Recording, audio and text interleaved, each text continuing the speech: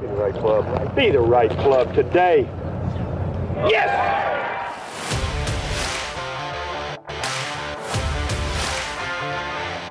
Again, has to be careful of the speed. What a comeback season for Hal Sutton.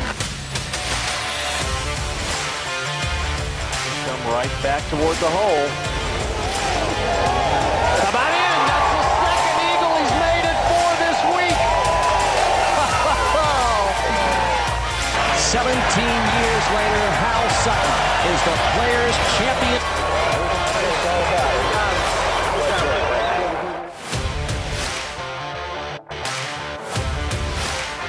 He's got it going right at the flagstick. It'll be up. It is.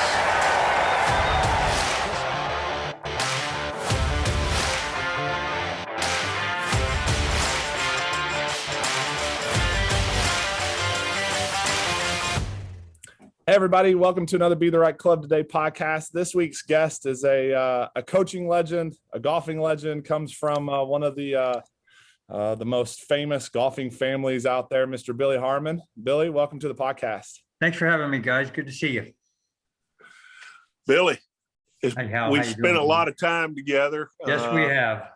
Inside the ropes, outside the ropes. So I don't even know where to start. Well, I was in the last group with you when you won your first tournament at Disney World. I know you were. Y'all were trying to win that. I think Jay Y'all was were trying 5 to or win 6 that. shots up, and you caught us. And did you beat Billy Britton in a playoff? I did beat Billy Britton. I made about a 15-footer on the last hole to get in the playoff. I remember that. I do remember. Yeah. Yeah. I do, Yeah. boy. So you said something to me a long time ago. I think this is an appropriate way to start. I was talking to you about the golf swing, and you said, a lot of times I work on the golf swing from the finish backwards. You Mhm. remember telling me that? Yeah, I do. Yeah. Yeah. So, we've been teaching around here a lot. And why don't you tell everybody why that you think that's important? Well, the older I get and the more I teach, and you would probably be able to answer this better than I, but I don't think it's possible to play good golf if you have fear during your swing. I would agree with that. It's possible. Yeah. Some people have enough ability to get away with it at times. And I think if you learn to swing to the finish, it's difficult to do and still try to control everything. So I think it has a lot of benefits. I think Jimmy Ballard, in my mind, got a bad rap early on because some of the stuff he said we thought was different. It really wasn't that different. But, he talked about finishing tall, finishing with your head on top of your spine and things like that. And it's hard to get to that finish if you're guiding it or if you're fearful. So I think it has many benefits. I think if you get to the proper finish, you've probably done a lot of things correctly without thinking about them, which is also a good thing.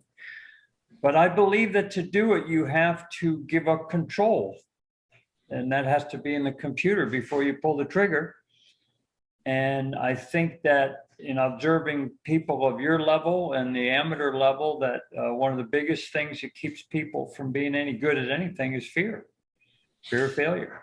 And if you're thinking of failing in your swing, you're probably not going to get to the finish, So I think it has a lot of different pluses to it. And the bottom line is, I think if you know where to finish, you have an idea where that is, and you can train yourself to do it, you might not have to think of the 47 things that you're doing before you get there, which also might be beneficial to the golfer.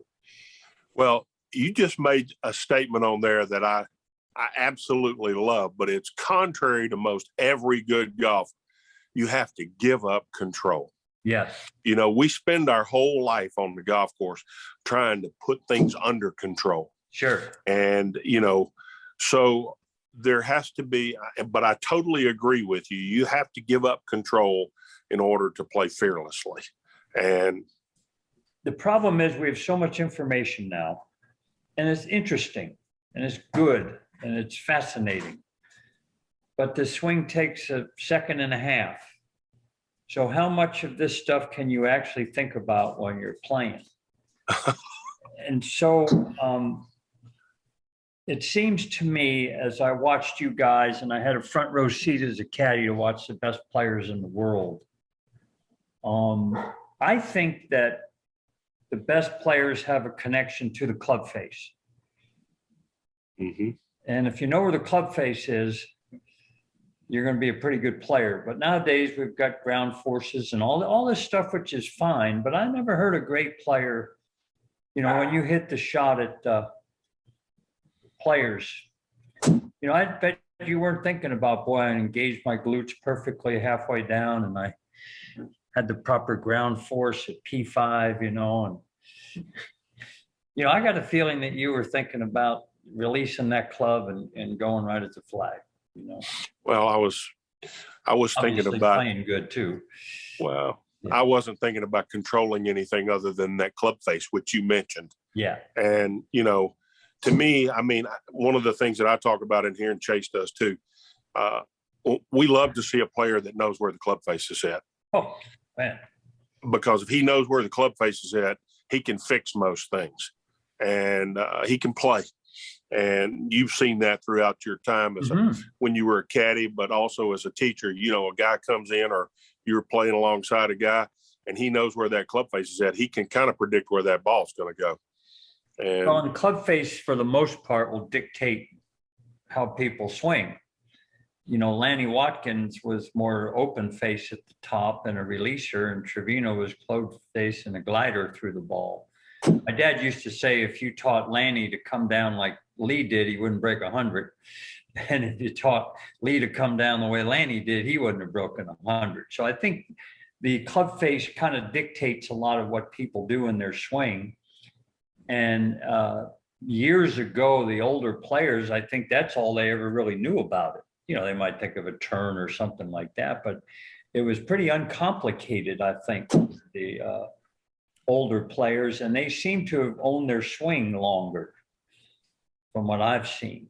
And so, but there's so much coaching today. And like I said, I have no problem with the information. But the young people I teach, I try to do much more on the golf course. And you got to learn how to score. At the end of the day, the number that counts is what you shoot. And I think that actually a lot of younger kids don't like taking lessons from me because I don't want to spend a lot of time on the range. I want to go on the course. And what do you see when you get on a tee? You know, what are you looking at? What's the architect telling you? What's that pin placement tell you what to do and how to score? And I don't know if you can do all that stuff if you're so consumed with mechanics. My dad used to say the laws of the jungle dictate that animals will walk with their head down and get eaten. So you got to use your eyes more. So I thought most great players play golf with their eyes. They see the shot that they want to hit, and that translates into their body somehow because they know how to hit the shot.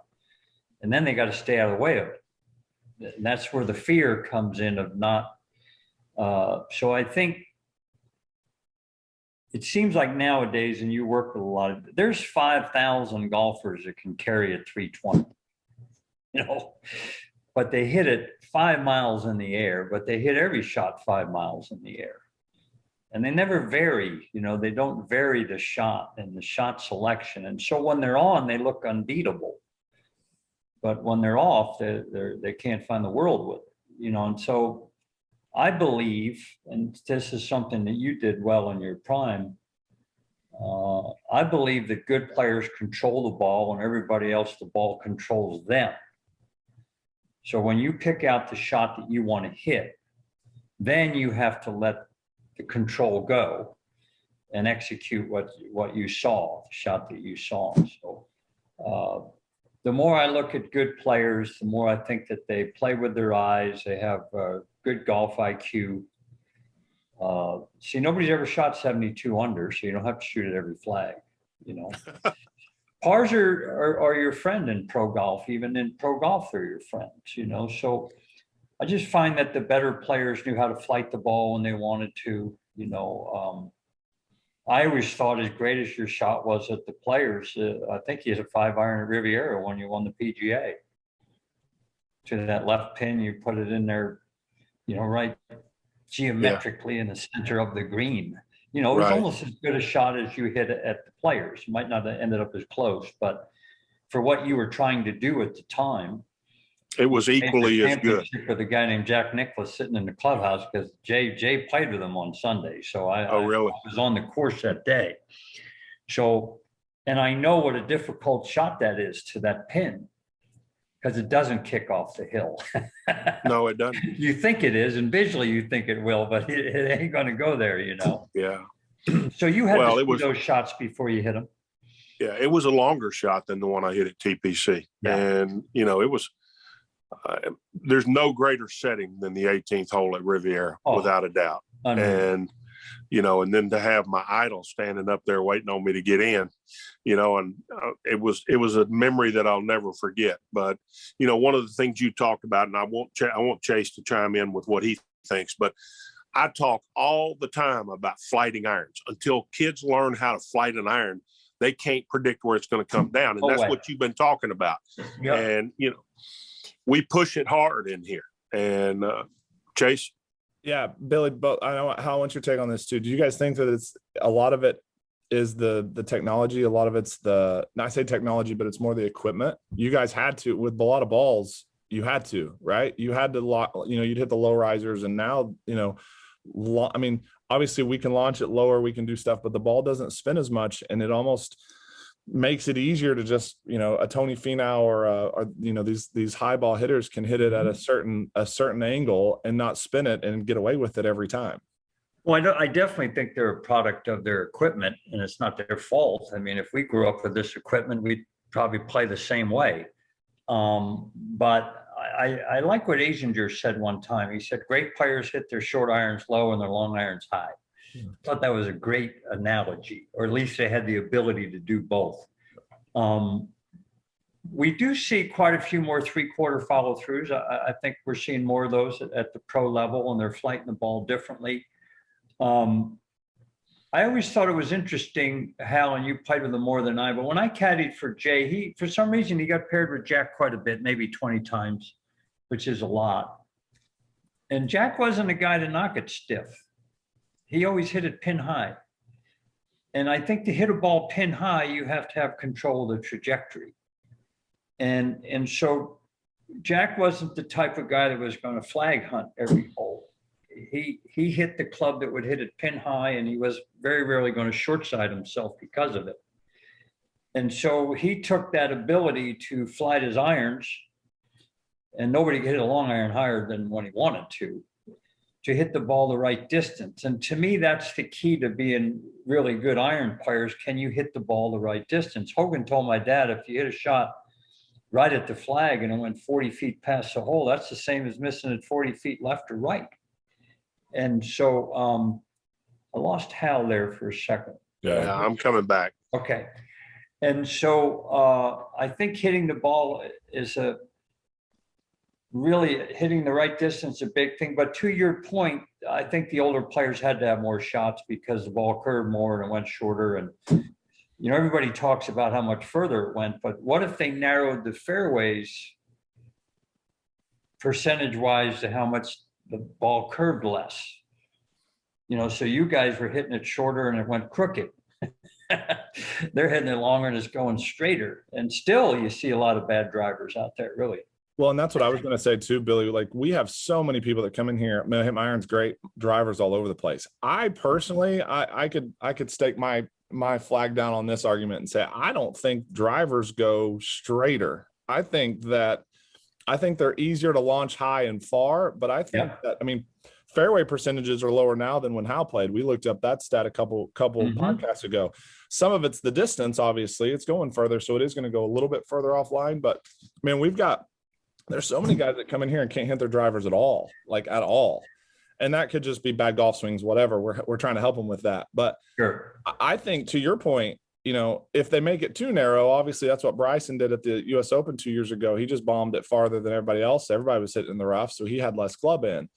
But I think I mean, how do you think that they go like you drive it, that much straighter now than you did with the spinnier ball? Because in essence, spin keeps a ball. I mean, you knuckle a ball, it's going to go farther offline than if you have a lot of backspin on it. So in theory, more spin should be a straighter. I mean, we spin a wedge more than we spin a 7-iron, and we hit a wedge straighter than we hit a 7-iron. So a lot of it has to do with spin axis and all that stuff. But what are your thoughts?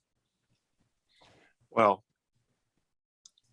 I don't think I hit it any straighter, but there's a lot of factors that have something to do with that. 3 artificial joints and 63 years old has something to do with that. But I want to get your take on this, Billy. I'm not skirting that question, Chase, but you made an interesting comment there. You talked a lot about irons, flighting the ball, hitting it pin high. Raymond Floyd took me under his wing when I first went out there, which was one of the great competitors, this, of all time. And he told me, he said, Hal, if you really want to be successful out here, you must learn to hit it pin high. Mm-hmm. And you made that comment there. I think all the great players out there knew that. But you were out there long enough, and plus you've been a great player, and your history from a family situation has always been around great players. What do you think is the greatest attribute of a great player? I mean, is it his driver? Is it his irons? Is it putting, thinking? What is it? If you had to list them 1, 2, 3, 4, 5, what is it? First thing that would come to mind is the ability to hit good shots when you're nervous and scared. Yeah. I don't care how good your swing is if you can't do that. Because if you're any good, you're going to be in the hunt a lot. Yeah. And guys get nervous, and they should. And not every Sunday when they're tied for the lead do they go out to the range and all of a sudden the club feels like it did the last 3 days. Yeah. I think a lot of it is, can you produce shots under pressure when you have to?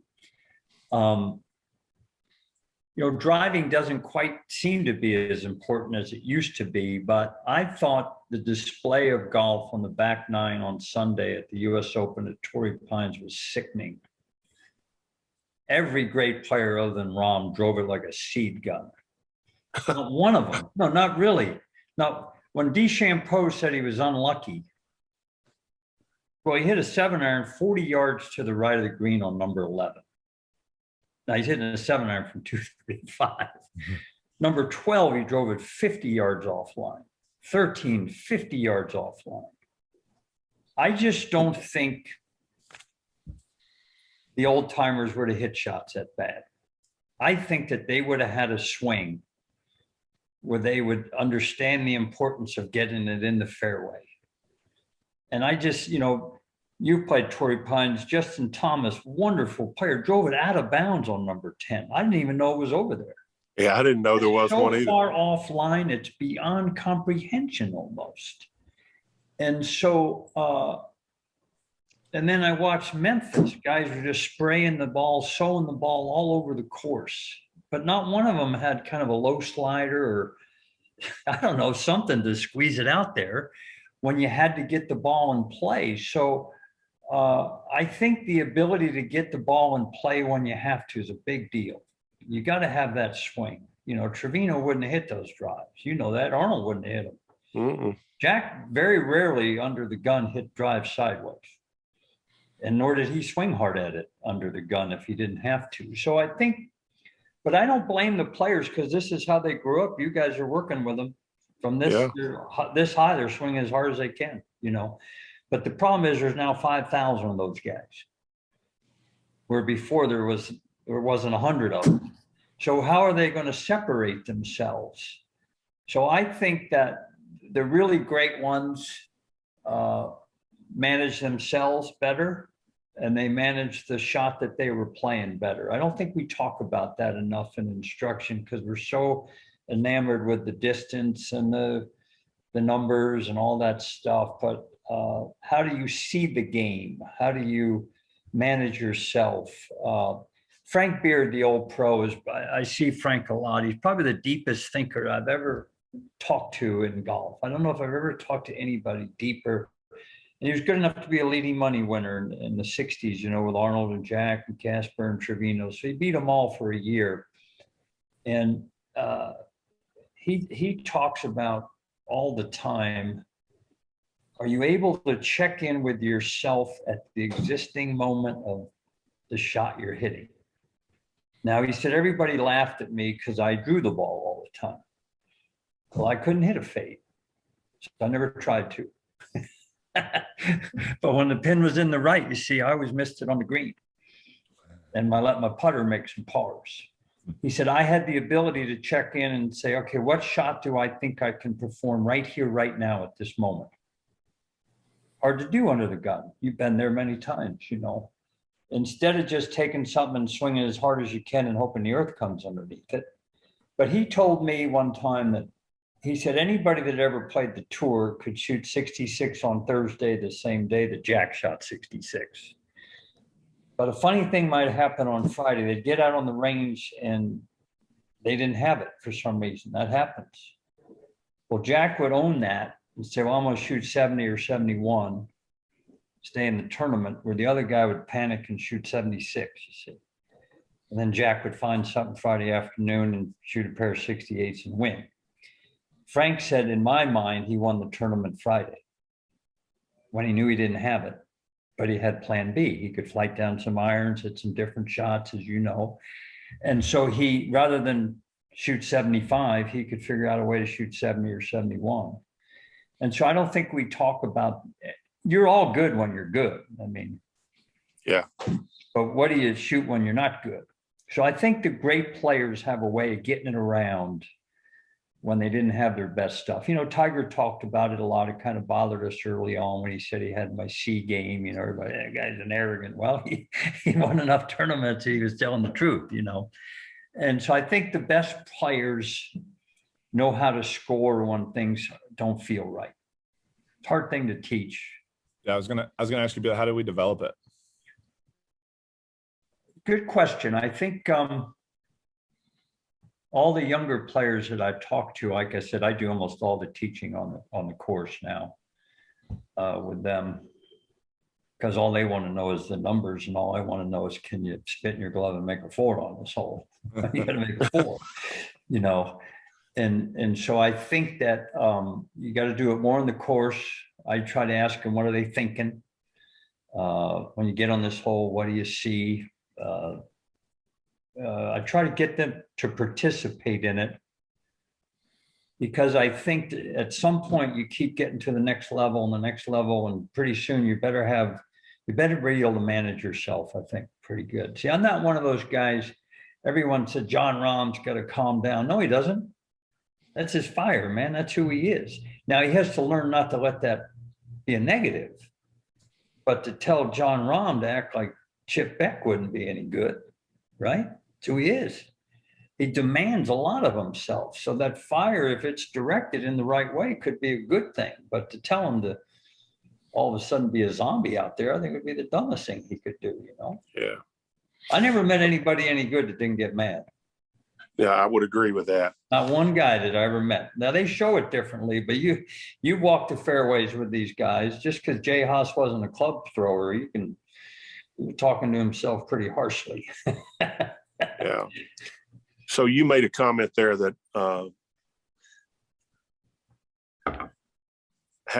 great players had multitudes of shots.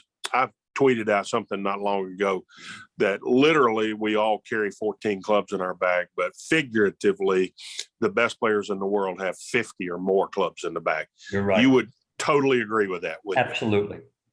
Absolutely. And, you know, most of the kids that we see today, they have no imagination, and they don't really understand that they've got to learn how to hit a single club 3 different ways, basically. And, you made another statement. Jack Nicklaus never hit it hard most of the time. I was forced into having to hit it hard. I didn't choose to hit it hard. The shot called on me to hit it hard. Mm-hmm. Would you agree with that? Yeah, and I think if DeChambeau learns to tone it down at the right time, you know, right now he's swinging as hard as he can on every shot, but with that advantage, if he will now look at Tiger and Jack and know when to use the distance and when not to, they could have a big advantage there, I think. Right now, So- I know he's pushing the envelope, and I like the fact that he's pushing the envelope because he's a risk taker. He was already a top 10 player when he did all this stuff. You know, some guys do that and you never hear from them again. So, but if he would now look at Jack and Tiger and know when to use that distance, it's not always an advantage when you drive it like a seed gun, you know. But boy, that is, if you have that distance and then you have golf IQ and golf course management skills, that brings you to another level too, I think, because normal people cannot hit it that far. You can't do it. Yeah. Billy, which one's harder, being a tour coach or a tour caddy? Tour coach. Now, in my case, I never looked at myself as a coach. I looked at myself as a set of eyes. When I met Jay Haas, he was already good. When I was with Bill Haas, he was already good. And so our father taught us that when you work with a good player, the first thing you do is look at what they do right. Because if they weren't doing a lot right, they wouldn't be any good. Right. And so if they're already good, be very careful what you change, because the golf swing for the elite player is a highly complex feel and touch system that makes sense only to the guy with the club in his hand. And so if you went to a range on tour, you would have no idea who Butch's students were. You wouldn't. You'd know who Foley's students were. You'd have known who Ledbetter's students were. You would have known who Hank's students were. So our dad taught us that look at why their swings work first, because they wouldn't be any good if their swing was terrible. And then be very careful on what you change. And because, you know, elite players are elite, I think in many cases, born elite. And if you go down that rabbit hole of trying to change them, they might not ever get out of it, you know. So I love Rory McIlroy. I mean, I love his answers, the way he handles himself and stuff. But he seems to have lost the artist that he was. He was a free swinging, and when he was on, he didn't get in his way. So there's a case of the less he knew, the better he was.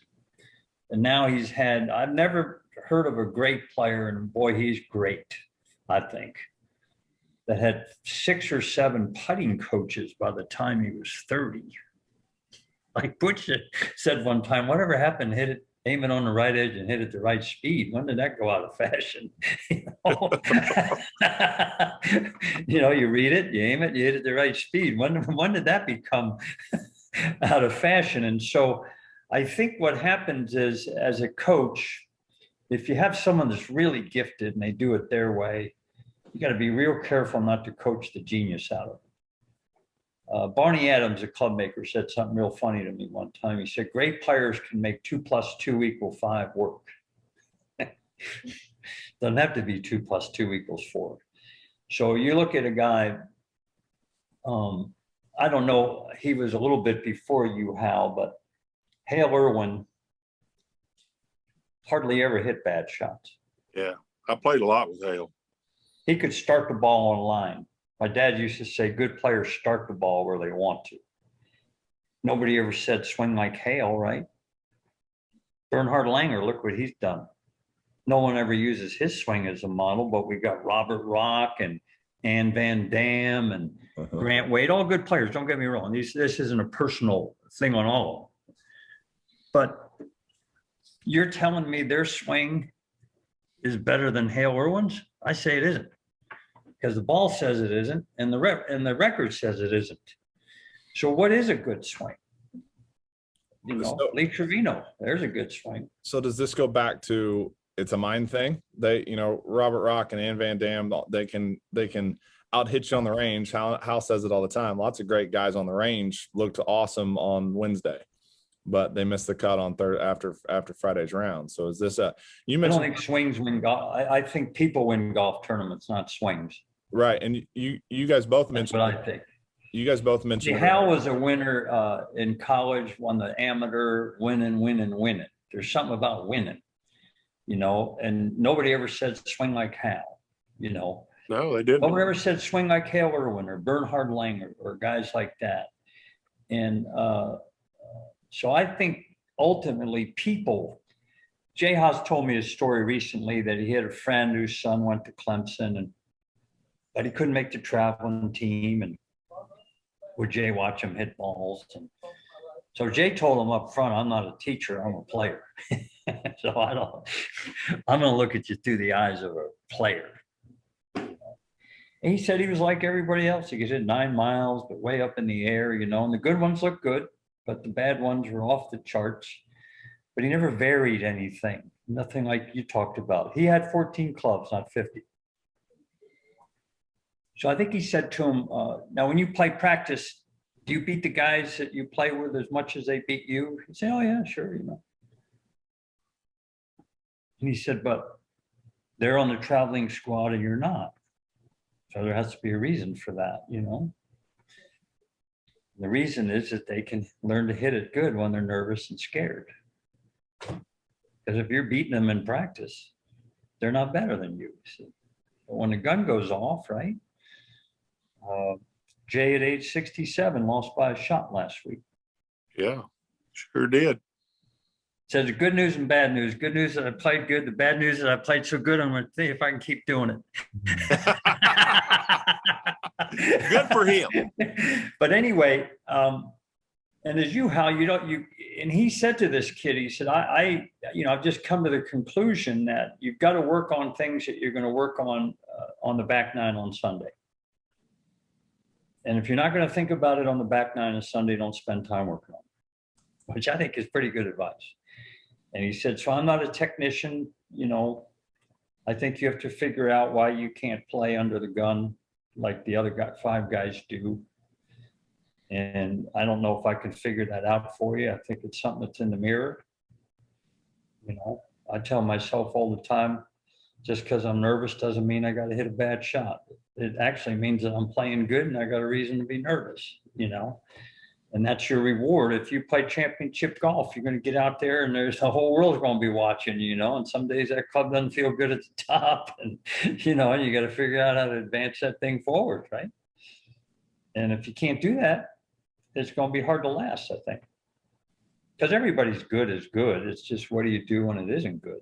That's the part I find that's when you really determine who can play, I think.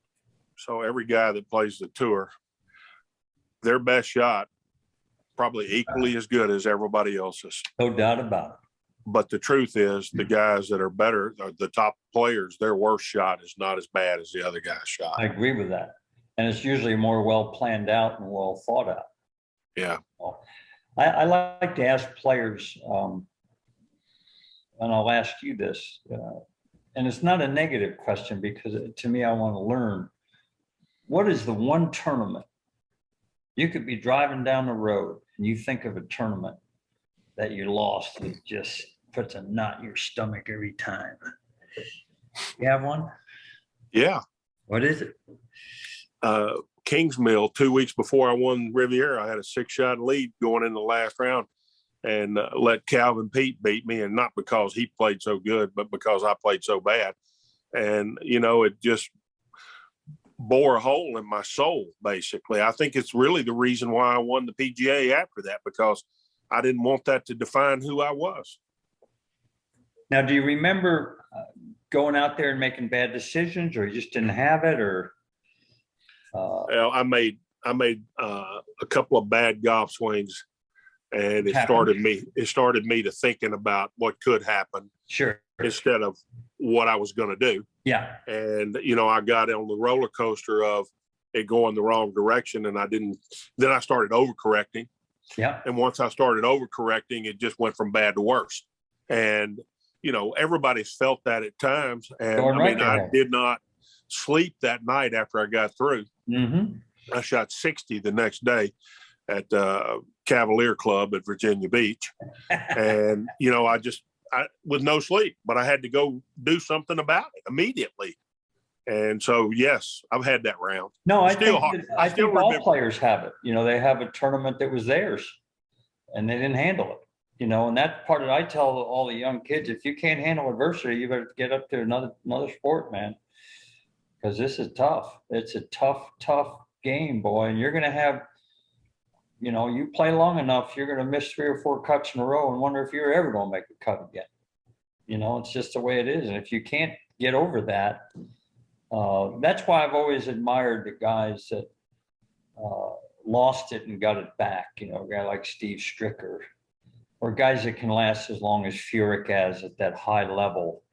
The fact that Jay still cares so much is interesting to me. You know, that it's still in his blood that I hate playing bad, you know, and the only way to not play bad is to get better, you know, like you did the next day after Kingsmill. And I don't think we talk enough to the younger players that this is going to happen to you. You will shoot 80 in that junior tournament one day, you know. Yep. Quite frankly, there's nothing wrong with it. It's part of the deal, you know, part of the process of it's life. Yeah. It's a learning experience. That's all it is, you know, and anybody can play good when things are going good. But how do you overcome that feeling that, you know, God, I might not ever play good again, which isn't true, but sometimes you feel that way, you know.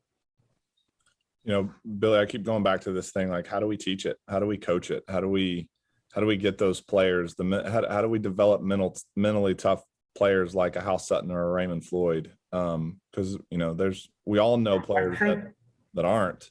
I think Hal and Raymond were born with it. And so your question's a good one. I think some people just have it. But the ones that don't have it, I think you need to talk about it. You need to get it out. Don't bury it. I remember asking a young player one time, why do you think you haven't made it? And he said, I don't know. And I said, that's a dumb answer, man. Your job is to know. Your job is to figure out why Hal Sutton's beating me. You know, what do you mean you don't know? Well, to me, I say, well, the guy's got no chance, you know, because it never dawned on them to learn, to, you know, to watch others and to learn from others. You don't always have to ask them. A lot of good players, as you know, Hal, don't know what they're doing anyway. They say, well, I think I'm doing this. And you look at the video, they're not doing that. Yeah. But to them, they think that's what they're doing and they're hitting good shots. And so I think you have to keep talking about it. You have to own it. You know, I can only go back, you know, over 29 years ago, I had to go in a room and say, hi, my name's Bill, I'm an alcoholic. I go into that room still 29 years later, 6 days a week at 5 a.m. And I say, I'm Bill, I'm an alcoholic. See, so I'm dealing with it all the time. So golfers, why can't they be afraid every now and then and admit it? And say, I feel insecure. It's okay. I think not admitting it and not owning it. Mike Donald told a funny story one time. He was on the nationwide tour late in his career, and a guy finished in the top 25. I guess that got him on the tour. He said, Mike, what do I need to do to make it on tour? Mike said, well, someday you're going to have to shoot 67 or 8 the last round playing with Seve or Norman or Nick Price or Tom Watson or Trevino or Jack. The guy goes, oh, I'm not intimidated by anybody. I play my own game. And Mike said, well, you've got the answer then, you know? Well, Mike knew the guy was whistling in the graveyard. So, of course, he didn't keep his cards. And he saw Mike the next year. He says, you were right. He said, well, I knew I was right. But I knew I was right for a different reason than you thought. He said, because when you're a rookie on tour and you walk on the range for the first time and you see Ernie talking to Nick Price, Nick Price is talking to Norman, and they look at you like, who is this guy? You don't exist in their world. You don't even exist until you shoot 67 playing with them on Sunday. Then the next time they see you, they go, hey, Mike, what's going on? So there's a comfort level that you have to get. See, these guys all know each other. They fly around in private jets, they vacation together. Not only do they not know you, they don't care about you. So the only way to get them to care is you got to beat them playing with them. Now, I've shot 77 playing with all of them, but I shot some 67s too, you know. And if you learn to do that, that'll be your biggest barrier, is to get on a tee with a great player and say, I'm on equal footing today with this guy. Because if you're not, you will shoot 75 or 6. You know it, Hal. Yeah. It's just the way it is. It's the laws of the jungle out there. And if you keep shooting 77 with them, they still won't say hi to you the next week on the range. Go ahead and shoot 66 on Sunday and finish second or third with them. You don't have to win. See them in the locker room next week. Hey, Mike, what's going on? You know. That's right. You're a part of it, you see. But when you go out there for the first time, you're not a part of it until you prove that you are. And this guy told Mike, he said, you know, it's funny you say that. He said, my agent got me a deal with Reebok. My first month on tour, I did an outing with Norman and Nick Price, and I was nervous on the tee at the outing. He said, oh man, Mike was right. You know, I'm out of my place, but the only way to get comfortable is you got to play good with them, right? Yeah, that's right. You know, a guy from Texas, his kid, Scotty Scheffler, you know, who, Steve Stricker, a hell of a pick, really. Picked that kid. But when he had a chance to win the PGA there at Harding Park, I think he was in the last group with DJ. I watched him. He walked like he belonged. He had a way about him. And then they said he won 75 junior tournaments. And when we were playing junior golf, there weren't 75 junior tournaments in 50 years. To play in. They said he won 75 junior tournaments. That might be the greatest stat I've ever heard in the history of the game, you know? So he's a winner. Right? But he walked in that last group with Dustin Johnson. He looked like he belonged. I watched his body language, you know, and he didn't back up. He might have shot 71, but that ain't shooting 80 in the last group, you know. So Nicholas made this point to me one time. He said, Hal, he said, you got to play in as many tournaments as you can get in, and you need to win them. And he said, I don't care if it's the Podunk Open. You got to go win golf tournaments, because before too long, you think of yourself as a winner when you do. Once again, Chase, how do we put that into somebody that doesn't have that? That's not easy. You know, that's I don't know. It was interesting. There were guys that would have a chance to win on tour that weren't that good, and they'd win. Ed Fiore, Blaine McAllister won 5 times. Blaine McAllister, I believe, has won as many tournaments as Tom Lehman. But for some reason, when he got there on Sunday, he spit in his glove and made a bunch of 3s and 4s, you know. Now, you wouldn't think that Blaine McAllister won as many tournaments as Tom Lehman, would you? No. But he did, you know. So what was that? Little kid from Fort Stockton, putting left-handed, worst looking putting stroke you ever saw. Couldn't putt really and was winning tournaments. But it's interesting how some guys win when they get a chance. You know, they don't get that many, but when they do, they dig in. You know, and I don't know how you teach that. So, Billy, you would be a self-proclaimed old school guy. Hal, you're kind of 50-50, maybe 60-40 old. I'm a little more new school. I keep up with it. I just don't talk. I just don't want you to know it. You're moving. So I have a question, and a good friend of ours, and you know the name too, Monty Scheinblum. Oh, sure. He talks a lot about, you know, he had you know, Nike.com status or you know, oldschoolweb.com, whatever it's called back then. And he says that his mechanics would break down when it mattered most, that he could handle the speeds and the pressures and whatnot on a Thursday, on a Friday, but late Saturday or late Sunday, they would break down. We tend to talk a little bit more about that being, and I'm not going to throw shit. Monty's a great friend. I'm not going to throw shit on Monty, but we tend to say that now, at least Hal and I, when we talk about this, that tends to be more of a mental issue. It tends to be the processes break down. Something's breaking down from a mental standpoint. Do you guys, and Billy, do you think that mechanically there are changes that need to be made to certain players because their swings won't hold up under intense major pressure? Boy, that's a good one. But I would tend to think that it does start with the mental process, lack of self-belief. And I don't know, the more I watch great players. They have 51 clubs. They have this. And that self-belief is unbelievable, really, under the gun. Some people have it. Some people get it on occasion. I think the fact that he was thinking that way sounds to me like he was waiting for it to fail. Yeah. That's what I think. And so I think that was in the back of his mind. Now, I asked Jay this one time, because I know him well enough to say this to him. I said, Jay, it's hard not to take this the wrong way, but you played better in the hunt on the Champions Tour than you did on the regular tour. You know, only a real friend would say that, I think. And he had the answer, actually. He said, to be honest with you, I knew I was a good player on the regular tour, but I wasn't that next tier. I was just good, you know. And I think I didn't have the self-belief enough to do it. And when I got out on the Champions Tour, I made the Ryder Cup for the Hal when I was 50. And I realized I was probably going to be in the hunt a lot.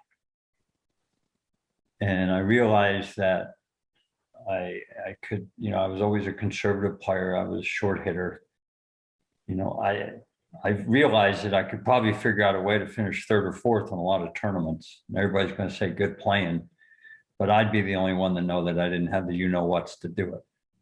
And I didn't want to finish my career that way. So I forced myself to think more that I was good. I'm the best player out here. I can win. My good is as good as anybody else's. And I thought the fact that he admitted that was pretty good about the regular tour. He said, I knew who the elite ones were, you know, Tom and Lee and Jack and guys like that. And I knew that they had more confidence than I had in my game. And, you know, because I was a short hitter and I couldn't hit it very far, I had this kind of mistake, don't make mistakes. You know, I couldn't beat you if I was making a lot of mistakes. And that didn't translate good on Sundays, you know, when you had to win. Now he won 9 or 10 times where it wasn't like he was a chop or something. But I think in his heart, he realized that, you know, I probably didn't think enough as a winner, let's say. Steve Elkington said something to me one time, and I'd like to ask you this, Hal. I thought it was brilliant. He said, other than the superstars, guys like me, if I'm going to win a tournament, I'm going to have to hit 2 or 3 shots on the back 9 that don't fit my eye if I'm going to win. So then maybe that back left pin is something I don't like the look of it. Well, if I'm 1 down going to 15 and 3 of the next 4 holes of pins in the back left, I don't win unless I take it on. And he said the easiest thing to do is not take it on and give yourself 25, 30 footers. But if you don't make them, you're not going to win. And I thought that was a very interesting comment. He said, other than the super duper stars, you're going to have to hit 2 or 3 shots on that back 9 on Sunday that don't look right to you or feel right. And you have to challenge it, you know. And I think that's something that I thought that was a wonderful comment. Well, here you said you wanted to ask me that. I'm gonna state it a little bit differently. Yeah. Everybody has strengths and weaknesses. Mm-hmm. In order to win, you're going to have to hit 2 or 3 shots that are not your strengths, but are your weaknesses. Correct. And you've got to have enough guts to stand over them and do it. Exactly right. He mentioned this. Now, Steve can be acidic. I wasn't going to say when he wants to. He probably wakes up acidic. But he said, and this is what he said to me. He said, when Sergio got on the 18th hole with Carnoustie, with a 1-shot lead and Harrington in the clubhouse, he said, in my lifetime of playing the tour, I would easily put Sergio Garcia as a top 5 driver of the golf ball. Low, high, draw, fade. He could do anything with a driver. And in his time to win a major championship, he went against his strength and he hit an iron. So when it was all on the line, he talked himself out of the thing he did the best.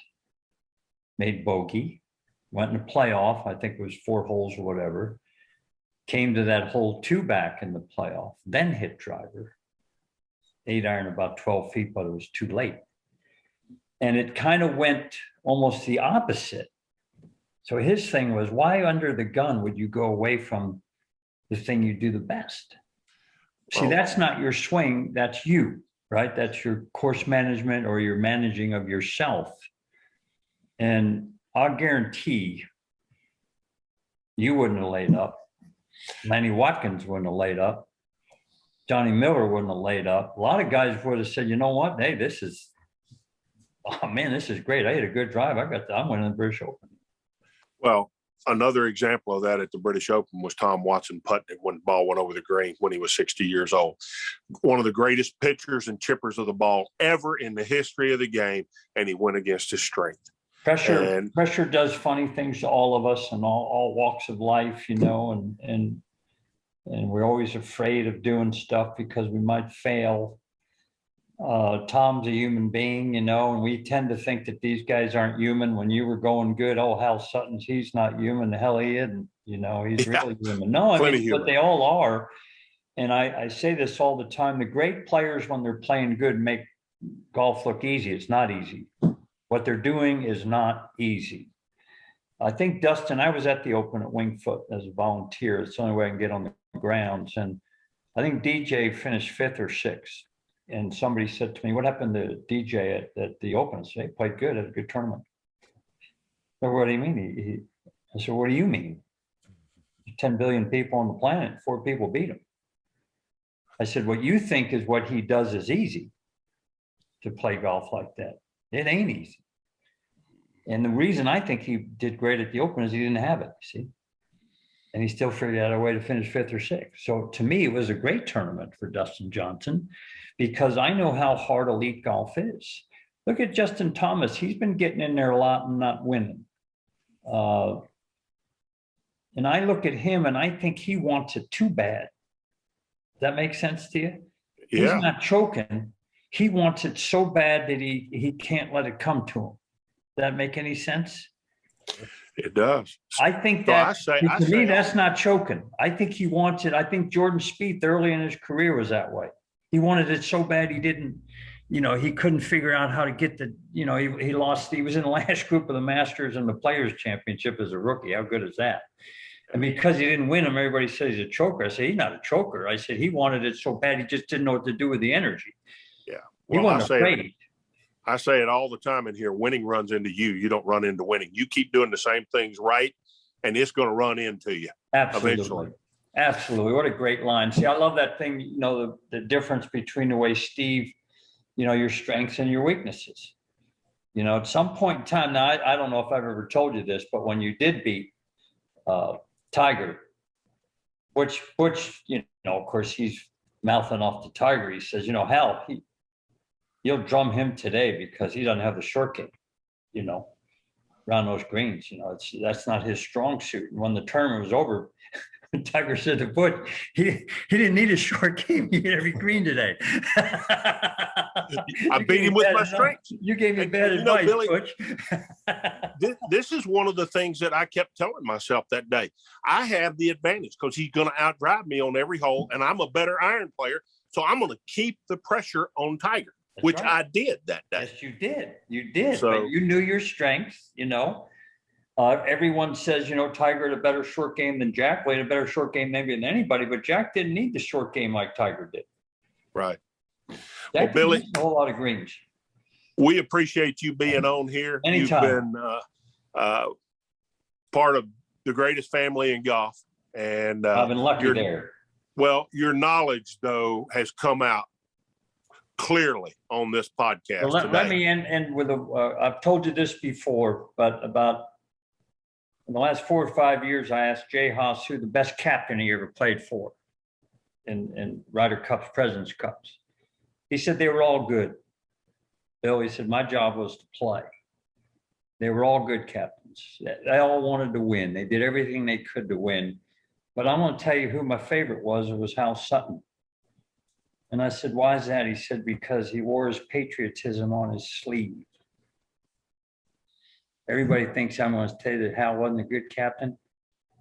He was a proud American, and I was proud to play for him. Well, I appreciate that, Billy. That means a lot. Great stuff. Thank you, Billy. All right, guys. Thanks, Billy.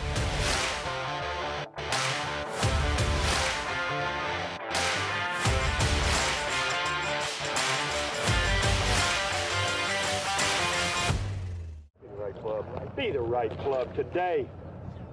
Yes!